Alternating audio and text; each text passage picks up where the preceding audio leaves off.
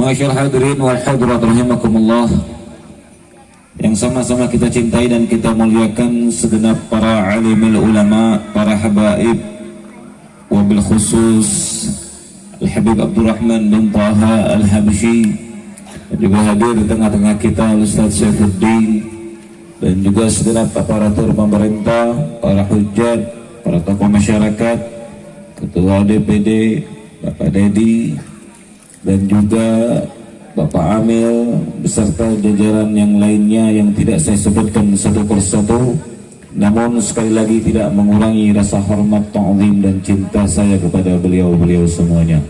Dan tak lupa salam ta'zim saya terkhusus kepada pimpinan Yayasan Darul Irfan wa Da'wah, juga sekaligus pimpinan daripada Pondok Pesantren Jaisun Nabawi yang insya Allah akan sebentar lagi akan terrealisasi, yaitu Fadilatul Ustaz Muhammad Irfan Septiadi. Kita doakan mudah-mudahan segenap para guru kita, para tokoh masyarakat kita, para hujat dan orang-orang tua kita, mudah-mudahan senantiasa dipanjangkan umurnya oleh Allah, disehatkan badannya, dimudahkan segala urusannya baik duniawi maupun akhirawi, amin ya rabbal alamin. Dan tak lupa hadirin dan hadirat, para pemuda dan pemudi yang dibanggakan oleh Rasulullah sallallahu alaihi wasallam.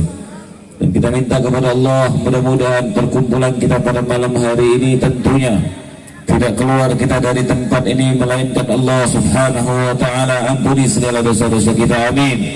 Allah maafkan segala kesalahan kita, amin. Allah kabulkan segala hajat-hajat kita, amin. Yang punya hutang mudah-mudahan dilunaskan hutangnya oleh Allah, amin.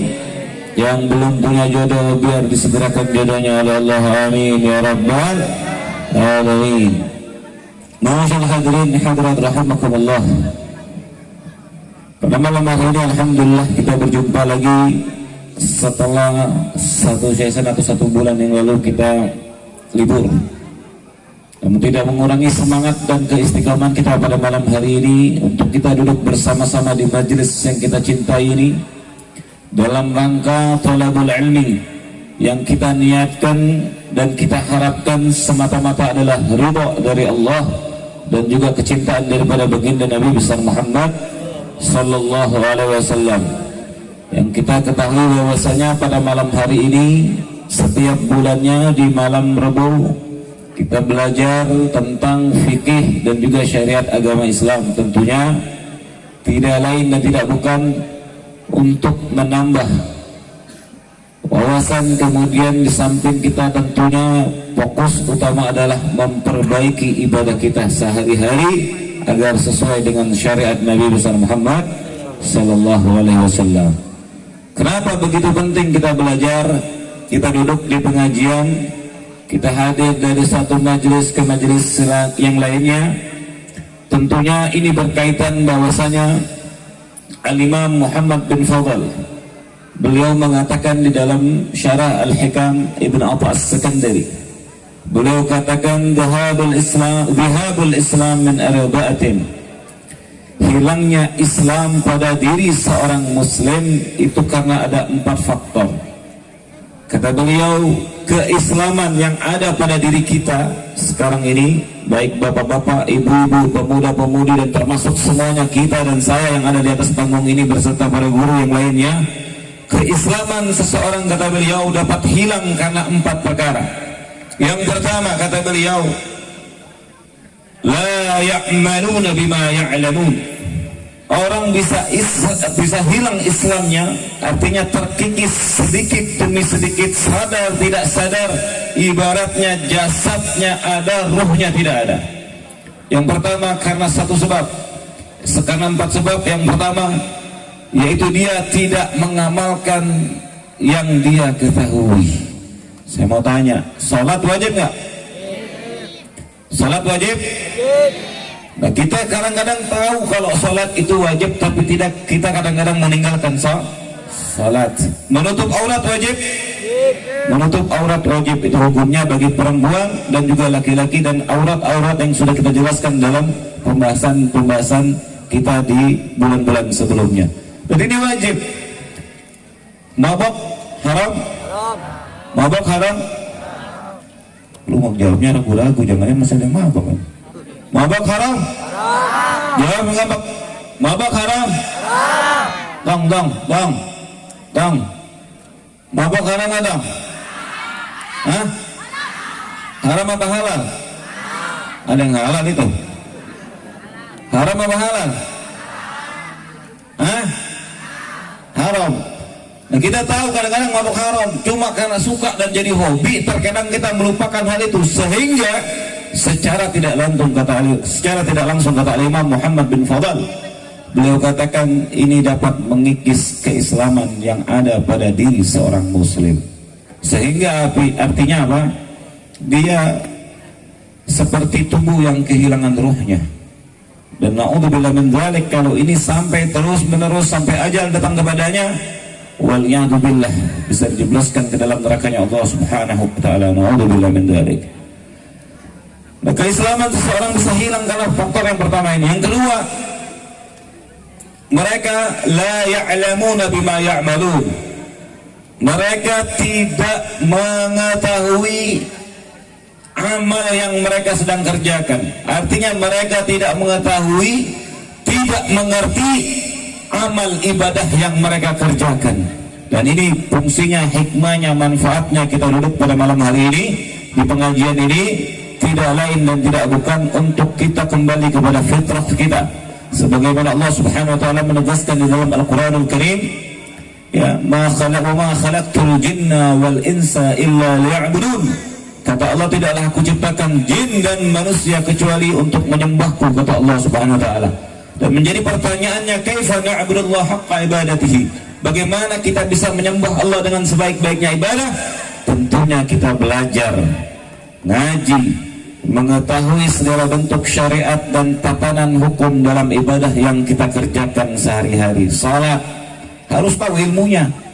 Yang membatalkan salat, rukun-rukunnya salat.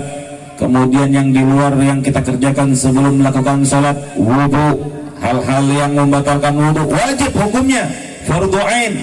Maka dikatakan oleh ulama, belajar hukum salat karena kita kewajiban salat dan kita termasuk orang mukallaf. Tatkala kita meninggalkan belajar tentang hukum salat, maka hukumnya dosa. Jangan disangka pengajian itu gak wajib. Kalau pengajian di situ mengajarkan ilmu syariat yang berkaitan dengan ibadah-ibadah mukallafin, maka hukumnya wajib.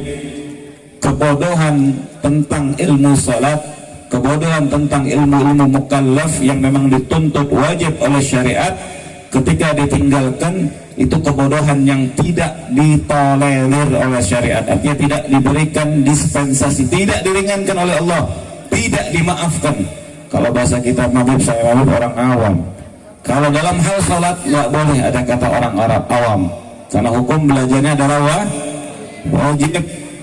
Tapi kadang-kadang kita ini nggak bisa membedakan yang mana wajib sama sunnah. Betul nggak Bu?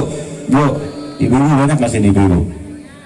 Bu, kadang-kadang anak muda nggak bisa membedakan antara yang baik dan benar. Kadang-kadang yang halal campur sama yang haram. Contoh pacaran. Misalnya, saya mah nggak pacaran beb, saya mah ta'aruf. Ta'aruf kan ada dalam Islam. Ta'aruf, jalan bareng, nongkrong, makan di mall, bikin status di IG atau live IG, doakan teman-teman ini lagi ta'arufan nih, sambil geledek mau ta'arufan begitu. Ada yang begitu kan? Banyak yang begitu. Doain beb, ini lagi ta'arufan udah 3 tahun. Itu ta'arufan apa kredit mobil? Ada yang begitu? Ada yang begitu, ada nggak? Jangan bilang banyak, kesian. Ada apa? Ibu-ibu saya mau tanya. Kadang-kadang ibu-ibu nggak bisa ngebedakan antara yang wajib sama sunnah, ada yang diharamkan oleh Allah bahkan. Contoh, Bu, saya mau tanya ibu-ibu kalau tidur sama kondangan rapian mana? Tuh kondangan. Pak, ibu-ibu mah kalau kondangan lebih rapi sama tidur, Pak, rapian mana? Rapian kondangan. Kadang-kadang pakai brokat harganya 1,5 juta. Minyak wangi orangnya udah nyampe ke pasar, minyaknya masih ada di rumah. Kadang-kadang pas tidur kebalikannya, pakai daster bolong, bau minyak sayur campur balsam, sekali laki yang nyium ada wangi-wanginya, bau autan. sekali cium pedas. Nah ini kadang-kadang nggak bisa ngebedakan. Bahkan kalau ya tabarruj dalam Islam, hukum tabarruj, kalau kita ngaji dalam hukum tabarruj dalam Islam, ya itu bisa diharamkan, Bu. Kalau sampai menimbulkan syahwat lawan jenis yang bukan mahram kita dandan di luar, pakai minyak wangi di luar, sampai tabarruj, maksudnya berdandan, bersolek, sampai menimbulkan orang syahwat atau fitnah kepada kita, hukumnya haram. Bye-bye, Bu. Besok tidur pakai burukat. Laki seneng pasti kayaknya. Pakai konde kalau mau kondangan. Ya. Jangan kalau pas kondangan rapi banget. Ibaratnya sampai dalamannya serba baru semua impor. Pas tidur pakai, ya Allah ya Karim, itu BH waktu mas kawin kadang dipakai. Udah karat. Benar nggak, Bu? Ibu-ibu, Bu, insya Allah ibu sini mah pada baik-baik semua, pada taat sama laki. Benar, Bu? Amin. Nah, kadang-kadang nggak bisa ngebedain kita, Bu. Yang wajib, yang sunnah, bahkan yang diharamkan oleh Allah karena ketidaktahuan kita dan ketidakinginan kita mau belajar, sehingga kita menganggap itu hukumnya boleh, padahal haram. Itu yang kedua. Yang ketiga, kata Imam Muhammad bin Fadl dalam syarah Al-Hikam Ibn Atha As-Sakandari, beliau katakan yang ketiga, la yata'allamuna ma ya'lamun. Ya. Yang ketiga ini tidak kalah penting, dan ini hikmahnya kita datang pada malam hari ini menggugurkan sebab yang ketiga ini, yaitu kita belajar. Nah, orang yang ketiga ini dapat terkikis keislamannya pada dirinya ketika dia tidak mau belajar sesuatu yang dia tidak ketahui. Makanya kita datang, niat kita untuk belajar sama-sama untuk memperbaiki ibadah kita. Kita belajar syariatnya Nabi besar Muhammad Sallallahu Alaihi Wasallam. Yang ketiga ini kita belajar datang karena kita memang merasa tidak tahu. Kita belajar, akhirnya datang duduk di pengajian. Gak hanya di sini, dimanapun ada pengajian, di situ diajarkan syariat Nabi, kita hadir. Yang keempat ini yang luar biasa, yang luar biasa nih. Yang keempat ini dahsyat. Yang keempat ini apa? Yamna'un nas anit ta'allum. Sudah tak mau belajar. Yang terakhir ini poin pentingnya, yamna'un nas anit ta'allum. Udah nggak mau ngaji, nggak mau tahu urusan agama, ngarang orang untuk ngaji. Ini dahsyat lagi. Kalau bahasa kita mah, makanya kata Nabi dalam satu hadis, kata Nabi, Fir'aunu ummati asyaddu min Fir'aunu Musa.